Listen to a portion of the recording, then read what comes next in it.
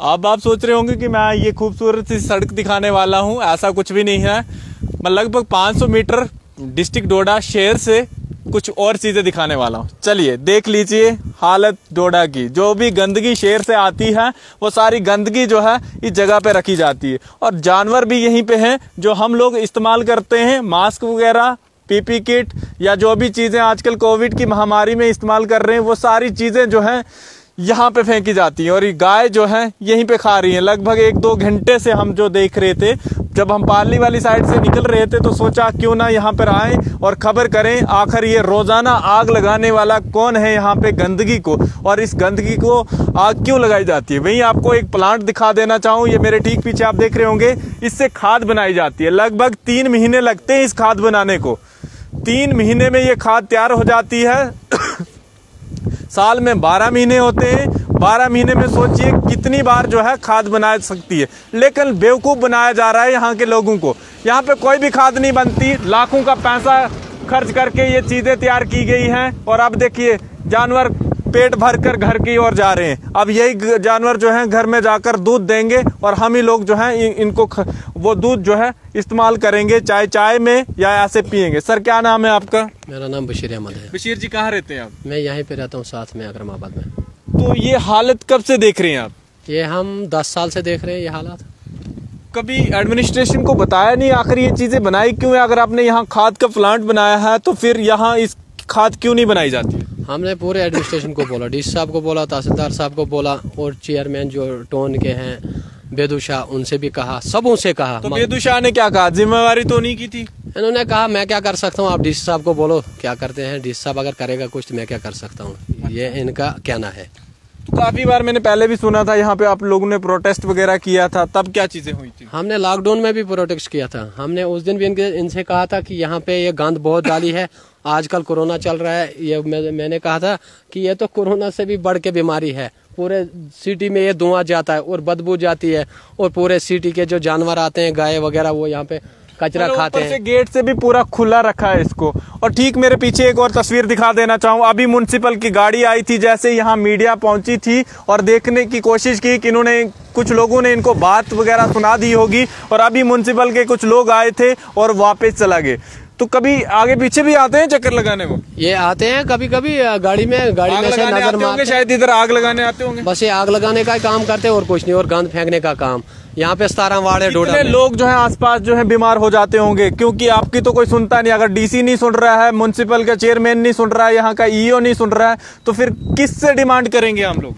हम अब किससे कहें? डीसी साहब को कहा था तो हमने उससे कहा था, रिक्वेस्ट की थी कि भाई हमारा चश्मा है यहाँ पे, इस पे गंद मत डालो, इस साइड अगर आप डाल रहे हैं उस पे मत डालो। इन्होंने चश्मा तक बंद कर दिया गंद की वजह से। और अगर आपको यकीन नहीं आता, हम आपको नीचे जाकर दिखाएंगे, पाइपें लगी हैं, अभी भी पानी चल रहा है, मगर ऊपर से गंद फेंक दिया है। जी हाँ, मैं आपको बता दूं, इस खाद का इस्तेमाल हम जो है खेती में कर सकते थे, सब्जियां उगा सकते थे, पेड़ पौधे, जिन चीज़ों को हम खाद लगाते हैं उन सब चीज़ों को, लेकिन खाद यहाँ नहीं बनती है। सिर्फ प्लांट बनाया गया है, सिर्फ लोगों को ठगाया जाता है। आप सब लोगों को सस्ती खाद मिलेगी और फायदा होगा, लेकिन ऐसा कुछ नहीं हुआ।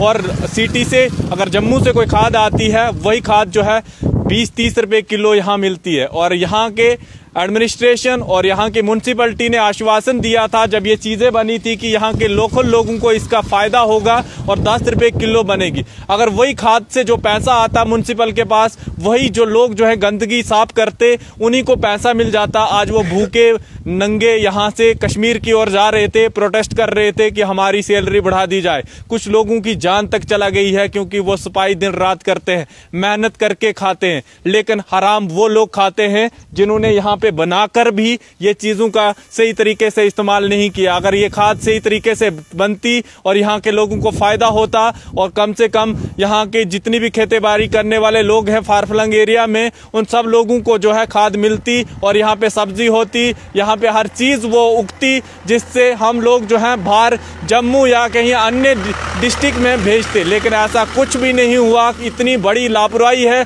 अगर डीसी डोडा इतने सालों से यहाँ था, अगर इन लोगों ने सब सब लोगों ने उनके पास जाने की कोशिश की और बताने की कोशिश भी की, तो फिर भी क्यों नहीं डीसी डोडा ने माना और इस जगह पे खाद क्यों नहीं तैयार की और इस गंदगी को क्यों आग लगाई जाती है हमेशा यहाँ पर आकर।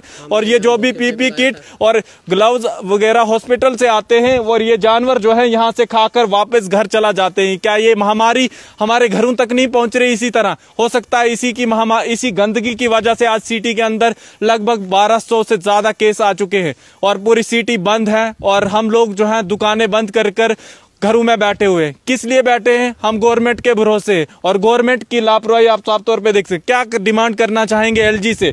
इस तरह की गंदगी फैला कर रखी है, आग लगाई जाती है हर रोज, क्या तमाशा बनाकर रखा हुआ है इन लोगों। हम तो एडमिनिस्ट्रेशन से यही गुजारिश करते हैं कि जल्द से जल्द इस गंद का कहीं दूसरा ठिकाना बनाया जाए, इस बस्ती में ना डाला जाए, क्योंकि ये अगर इन्होंने यहाँ पे बनाया भी है तो सही इस्तेमाल क्यों नहीं किया जाता? अगर इस गंदगी का सही तरीके से खाद वगैरह के लिए जो गोबर वगैरह जो चीजें सड़ी हुई चीजें उससे खाद बनती, उसी चीज को यहाँ पे रखें, बाकी चीजें उठाकर कहीं और फेंक दें। ना गोबर इन्होंने कभी लाया यहाँ पे, ना कोई सब्जी लाई यहाँ पे खाद बनाने के लिए। इन्होंने खाली ये कचरे के लिए बनाया है और ये चारों तरफ से खुला है और माल मवेशी इधर पहुंच जाता है और रोज आकर जो ही ढेर बन जाता कचरे का, ये आके इसको आग लगा देते हैं, खुद चला जाते हैं घरों में।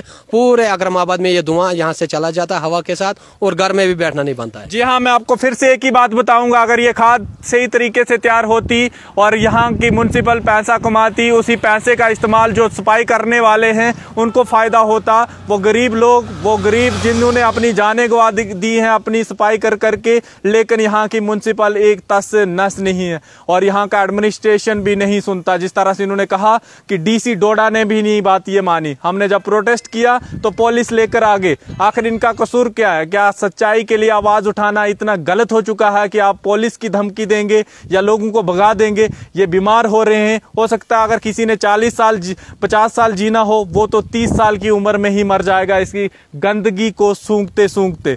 तो कहीं ना कहीं ये सारे ध्यान रखना चाहिए यहाँ के एडमिनिस्ट्रेशन को, यहाँ के डीसी को, यहाँ के चेयरमैन को, क्योंकि चेयरमैन को 2 साल हो चुके हैं। कम से कम इन सब चीजों पे ध्यान रखना चाहिए और इस गंदगी का सही तरीके से इस्तेमाल करना चाहिए और इस खाद का सही तरीके से फायदा लोग भी उठा सके, क्योंकि 25 लाख से भी ज्यादा इसको पैसा आया हुआ है इस प्लांट को बनाने के लिए। क्योंकि कितना करोड़ आया है? उन्होंने कहा था वो जो उसका वो इंस्पेक्टर जो है टोन वालों का खिलाफ वर्जी इंस्पेक्टर, उसने कहा हमने जी इसको 1.5 करोड़ रुपए लगाया। भाई अगर 2 शेडों में 1.5 करोड़ रुपए लगा है तो हमने थोड़ी कहा आपसे कि आप लगाओ यहाँ पे 1.5 करोड़ रुपए।